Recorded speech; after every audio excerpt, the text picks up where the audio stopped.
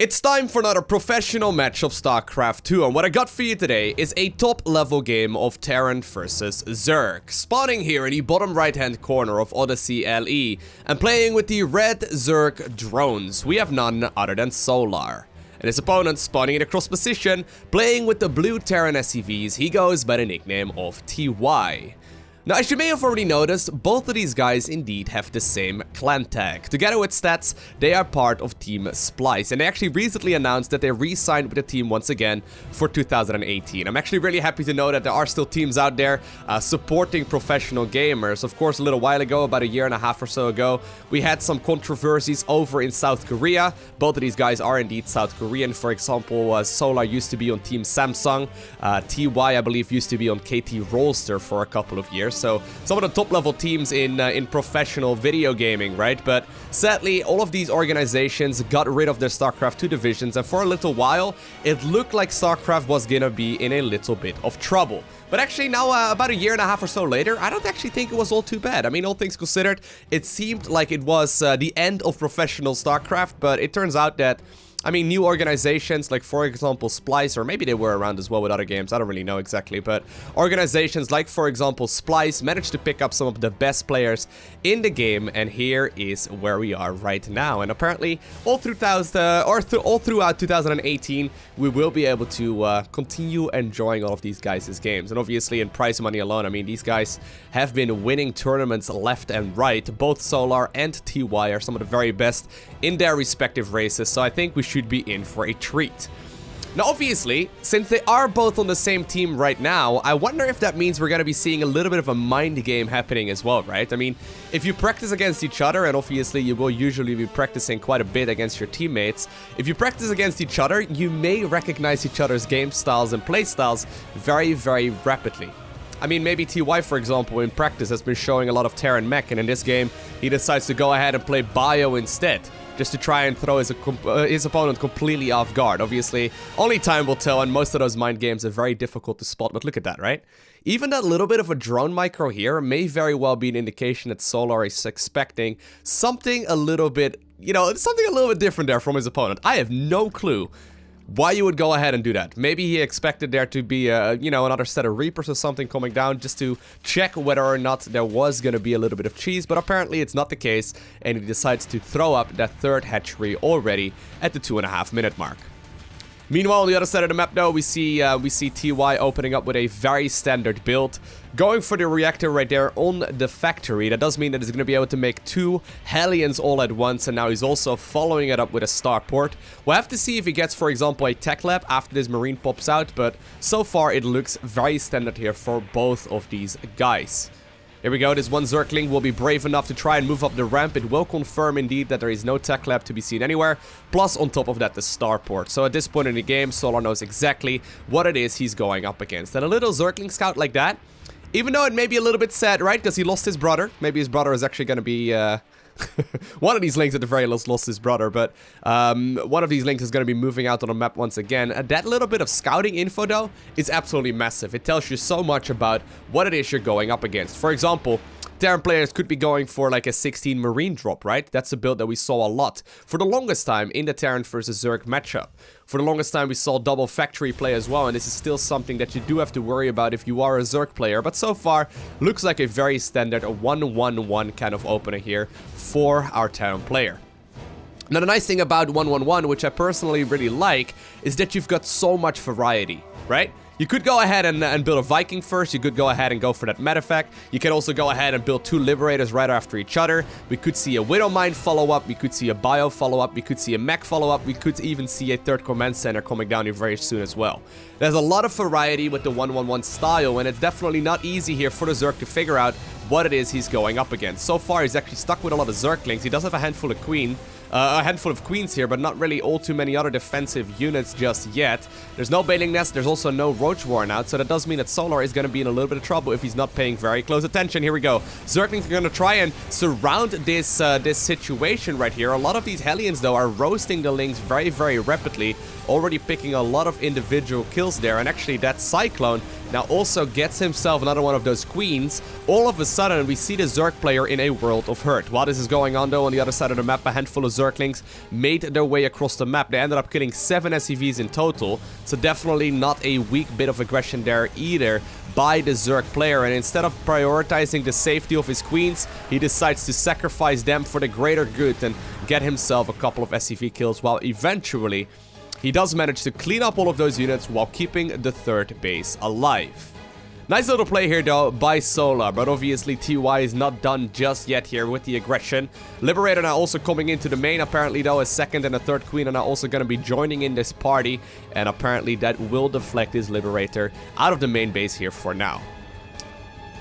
We do see indeed the mech follow-up right now from TY. 2 additional factories are coming in. There's double armory going down as well. A lot of the Korean players actually have been favoring a lot of single armory play to go for a bit more of a timing focused kind of style, where usually they will be pushing with double Thors. Usually if you see a player go for the double armory, it's a big indication that they plan on playing defensive. Obviously TY can still make a push across the map, for example, when double upgrades finish up, but the double armory is a pretty big indication that he's likely going to be aiming to max out before he's going to make another big push. And at this point in the game, Solar doesn't really know about this just yet, although he's currently trying to figure out what it is he's going up against. 3rd command center just about to finish up as well. We do see actually another reactor coming in. That one is going to be on the starport, so there's actually a setup right here for once again the double Thor play. I like that one a lot. And here we go, Zerg will actually scout it as well. But the double Thor drops are really, really, really cool. There we go. Is he gonna do that? I love that build. That's such a cool play. So, here's the thing about mech, right? For the longest time, people were playing it extremely passive. They would essentially sit back for the entirety of the game and never really push out, other than the first little bit of aggression with Hellions and then maybe a Cyclone or 2, right? However, going for the Medivacs, and here we do indeed see 2 Medivacs now queued up, allows you to be so very mobile. For the longest time, we didn't really see Terran players make any Medivacs against, you know, when they were going for mech. I mean, you know, if you're going for bio, it makes sense to be able to drop your Marines off and then also heal them up at the same time. But with mech, obviously, you can still use Medivacs as dropships. So not until, like, you know, like mid to late 2017 have we been really seeing the push of those Medivacs with mech-based compositions as well. And you can do so much damage. I mean, we are likely going to be seeing a push coming out of TY here in just a little bit, with double Thors that he's gonna indeed put up into these Medivacs, and there we go. And then he brings the Hellions along as well. And while this is going on, he can start that transition towards that really scary maxed out army. It's such a cool playstyle that actually puts a lot of pressure on the Zerg, so we'll have to see here how well Solar can defend against this kind of shenanigans. He is now getting his Glio reconstitution while he got the +1/+1 started up here as well. Mostly focused on roaches so far. Nice little play though. The queens of course can indeed be used, 6 of them, to try and snipe down these Medivacs, but on high impact mode, these Thors are going to be able to plow through these units very, very rapidly. And here indeed we do see that buffer of the Hellbats here in the front. TY is going to try and do as much damage as he possibly can, although Solar did indeed prepare a lot of defensive units, but there you go. Once indeed the Hellbats get out of trouble, or rather when the Hellbats go down, apparently immediately we see the lift up there with the Thors once again. Now while that was going on though, apparently a couple of SCVs also ended up dying there to a small little Zergling run by. This is something that Solar does almost every single time when you watch him play. Whenever his opponent is pushing, he's pushing as well. Now, siege tanks now are available, though. These high-impact Thors are still going to be able to deal a lot of damage, but it's such a cute move. I mean, when you think about Terran mech, right? Generally speaking, a Terran player is going to be mostly worried about their gas count in the later stages of the game. You still definitely want to have Hellions and Hellbats as well, just to roast against Zerglings and potentially Locusts from a Swarm host as well. But if you are replacing your units with higher gas count units instead, usually you're going to be in a really powerful position. So the Thors are crucial to keep alive. The Hellions and Hellbats are definitely units that you can easily replace if you want to. So I really like that little push out there, just keeping all of the important units alive in the Thors and then the Medivacs, all of the other units indeed going down, but putting pressure on that Zerg to make sure that Zerg doesn't just drone up to like 85 workers right from the get-go. Judging by this move though, I think that Solar wants to go for a bit of a push. He's now going for the Hydralisk upgrade as well, making those Hydras. Already finished up the Hive, and he's now also mining off of that gold-based expansion here to the north of the 3rd. So he's just simply taking the right-hand side of the map here so far. Although it does look like he wants to do a bit of a push out, he's really playing it quite passively as well. No quick, and by the way, we see a very similar setup here for the Terran. Apparently Zerg is posturing, Terran moves out across the map here with a couple of Hellions loaded up into a medevac, but we don't really see any kind of late game switches coming in here just yet for the Zerg. Single medevac does go down there, was just doing a little bit of scouting.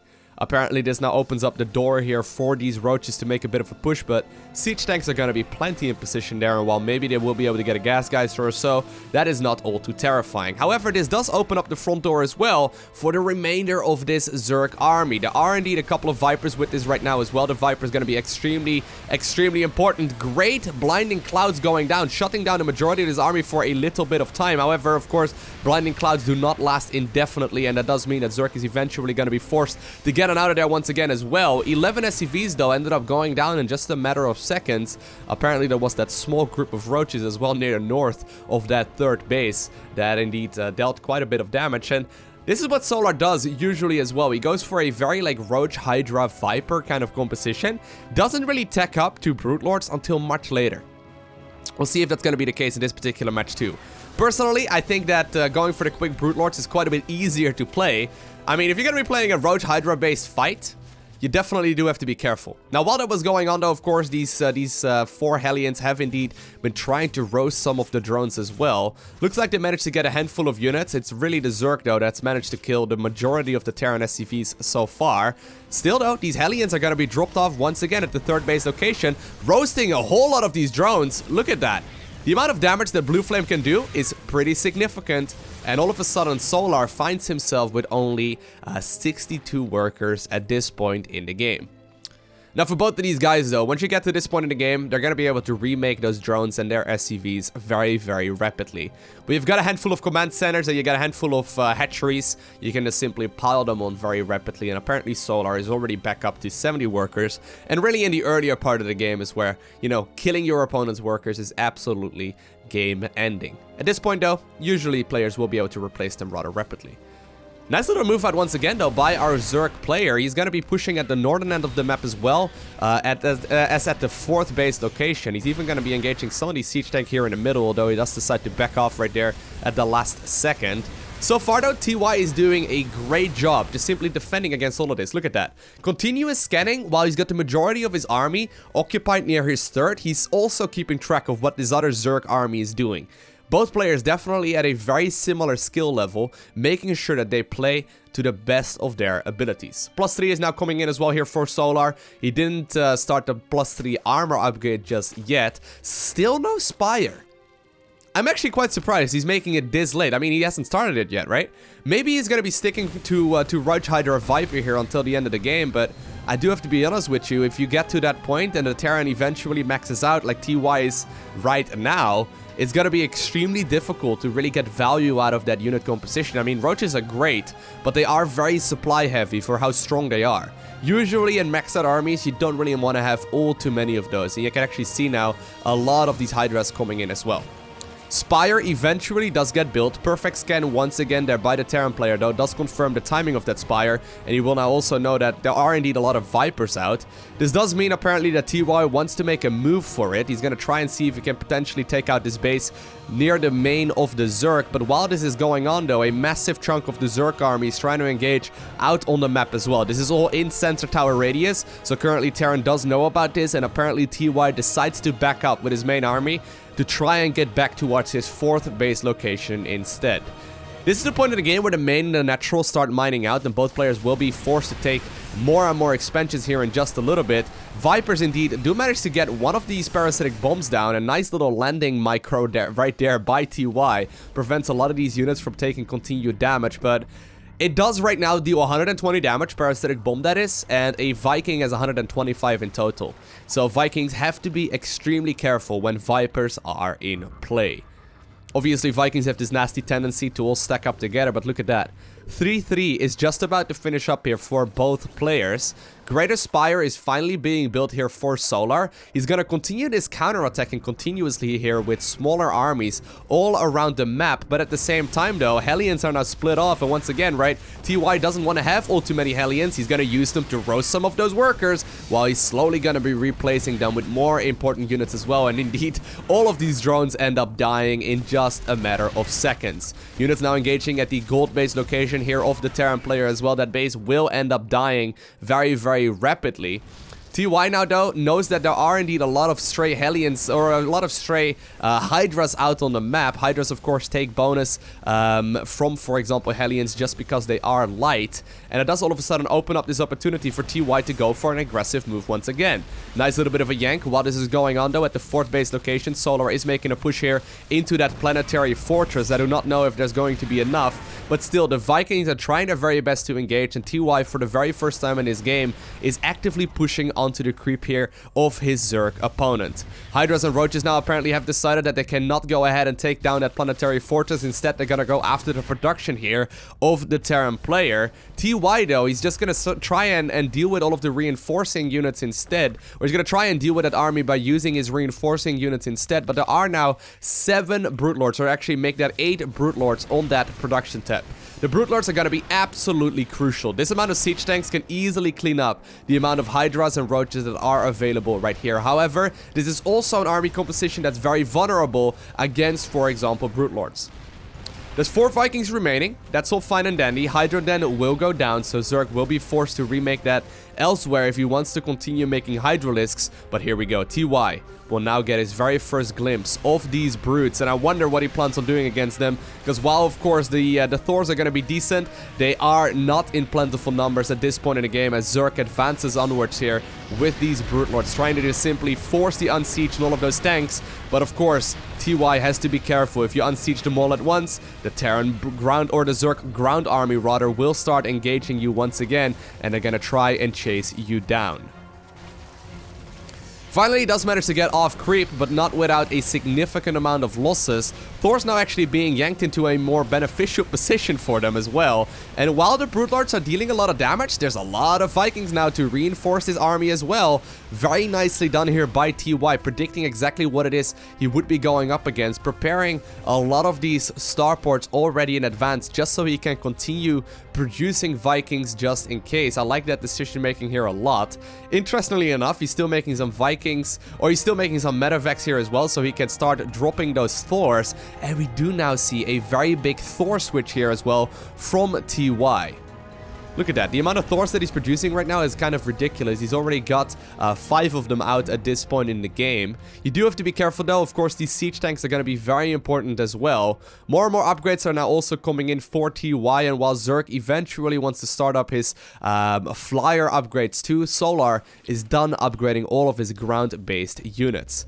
Really, both players are taking an eye for an eye, though. I mean, we saw indeed one of the bases going down there, and that's all fine and dandy, because while that happened, Zerg took care of the gold base here on the other side of the map as well. TY is actually going to be running out of resources here very shortly if he's not careful. I mean, the first 4 bases are just to run very, very low. About 20 minutes into the game is when you can expect those buildings to not be getting any more resources, and you're going to be forced to relocate. Indeed, we do now see Terran player taking that base here near the northern end of the map, but there's still so many Brute Lords. These Brute Lords are indeed now also supported with a ton more Hydralisk. There are Vipers available here too. They're looking for that parasitic bomb, or of course the yank on all of those Thors. Thors end up dying in just a matter of seconds, but there are still quite a lot of Vikings here available. While this is going on though, Hellions and Hellbats made their way towards the bottom side of the map. They're going to try and kill a couple of those workers as well. Zerg wants to try and see if he can close this one out right now, but this is a very risky move to make. Vikings are still coming out very, very rapidly. There are indeed a lot of Zerg units here at the front door of the Terran, but these siege tanks are going to be able to keep these Hydralisks at bay, and while the Hydras are desperately trying to throw some of their spines at these Vikings, the Vikings are slowly chipping away at all of those units. Hellbats once again though made their way towards the mineral line, right? Just trying to keep the Zerg player on edge, making sure that this army is forced to be pushed back once again too. And apparently, while 2 queens went out on a little bit of a stroll, oh no, this feels sad. They will both go down to Zerg heaven together, because it wasn't enough. Now, once again, right? Hellions and Hellbats. Or even, wait. Those weren't actually that many Hellbats. 2 Hellbats only. A single Viking there trying to prevent, or trying to pretend that he's a Hellbat as well. Apparently, you can indeed put landed Vikings inside of a medevac. A single siege tank now also used to try and target fire down that hatch. It's not going to happen, but while that's going on as well, Zerg has made some more roaches to push towards the gold expansion here of the Terran. And while Terran is finally going to be able to finish up a planetary there, it is going to be picked off in just a matter of seconds as well. TY though, he's smelling blood. He just cleaned up a very scary army there of his Zerg opponent. He's maxed out at this point in the game, got very good upgrades. He knows that there's not going to be that many units available anymore for the Zerg player. And speaking of which, a lot of these units are called on the map as well. TY actually mispositioning that command center right there, because of course you have to be extremely quick at this point in the game. But these Hellions, while they are indeed going up against units they're pretty good against, they will go down very rapidly if you're not paying attention against these Hydralisks. Broodlords once again coming in. They're going to be produced right now, and actually a lot more Corruptors coming out here as well for Solar. He's going to try and make the most of that. While that push was going on at the north, though, Solar wants to make a little bit of a movement here with the Roaches that previously killed that gold base expansion. He's going to try and keep the Terran player on edge, and I gotta say, he's doing that absolutely beautifully. I mean, while eventually the base here in the top right corner did get picked off by these two Thors loaded up into the Medevacs, I gotta actually hand it to Solar here as well with the way he's engaging this, right? Every single time that Terran tries to make a move out on the map, he's just somewhere else. I mean, he's still got a lot of army at home to make sure that he can deflect this Terran main army, but he's always sending a couple of units in every direction of the map to prevent it from really dealing any kind of critical damage. And while the top right-hand corner of the base, or the top right-hand base rather, did get killed there, Solar already took the bottom side of the map instead. So he's sort of giving away this position right now, because Terran will indeed be scanning ahead here to confirm where that army is located. But here we go. Both players once again maxed out.